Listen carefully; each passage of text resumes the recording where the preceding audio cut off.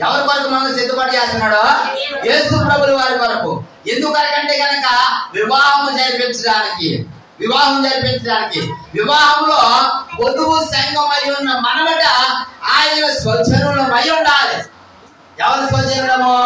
దేవుని స్వజనులమై ఉండాలి. అబ్రహాము ఏమన్నాడు? నా స్వజనుల దగ్గరికి వెళ్ళమన్నాడా లేదా తండ్రి దగ్గరికి వెళ్ళమన్నాడా? నా స్వజనుల దగ్గరికి. ఇప్పుడు మరి దేవునికి మనం స్వజనులమై ఉండాలంటే కనుక మనం ఎలా ఉండాలంటే క్రీస్తు రక్తము చేత కడగబడిన వారమై ఉండాలి. ఎవరి రక్తము చేత? క్రీస్తు రక్తము చేత ఎవరైతే కడగబడతారో వారు మాత్రమే దేవునికి స్వజనులై ఉంటారో, దేవుని పిల్లలై ఉంటారో.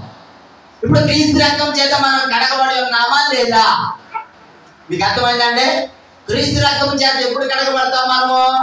ఎప్పుడైతే మనము లోక సంబంధమైనటువంటి మాలిన్యాన్ని విడిచిపెట్టుకొని క్రీస్తులో బాప్తిస్మం తీసుకుంటామో, పాప శాప క్రియలన్నింటినీ విడిచిపెట్టుకుంటామో, సంపూర్ణంగా క్రీస్తు నా కొరకు భూలోకానికి వచ్చాడు, నా పాపముల కొరకు ఆయన చనిపోయాడు, మరలా లేచిన మనం ఎప్పుడైతే నమ్ముతామో, పూర్ణంగీకారంతో తెలుపుతామో, అప్పుడు మనం దేవుడికి ఏమయ్యేద్దామట?